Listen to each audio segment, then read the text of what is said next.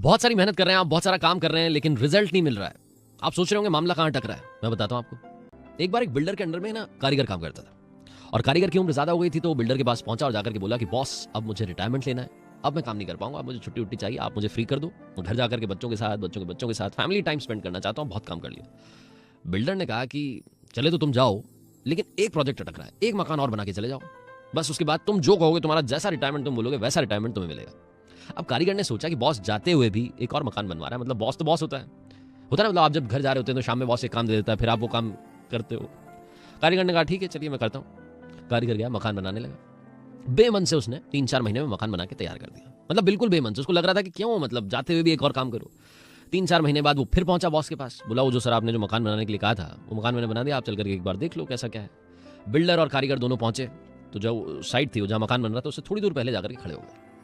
Builder ने वो मकान देखा, और वो देखता है कि मतलब इतना आड़ा टेढ़ा अजीब सा मकान बनाया इस कारीगर ने। अब तक जितने मकान बनाए शानदार बनाए, लोग तारीफ करते थे।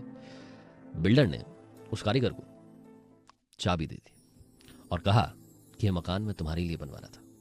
अब कारीगर को समझ नहीं आया कि ये क्या हो गया। अगर उसे मालूम होता कि ये मकान वो खुद के लिए बना रहा है तो शानदार मकान बनाता। उसने आज तक इतने सारे शानदार मकान बनाए, लेकिन उससे मालूम नहीं था, इसलिए वो बेमन से आड़ा टेढ़ा अजीब सा जल्दी से मकान बनाए खत्म कर दिया। कहानी तो खत्म हो गई है, लेकिन आपकी जिंदगी में भी यही हो रहा है। आप रोजाना एक ईंट, उसके ऊपर दूसरी ईंट, अपना मकान बना रहे हैं, अपना फ्यूचर बना रहे हैं, लेकिन आप भूल जा रहे हैं कि वो आप ही का फ्यूचर है। बेमन से काम करना बंद कीजिए, रिजल्ट यहीं अटक रहा है। प्यार से काम कीजिए और काम से प्यार कीजिए।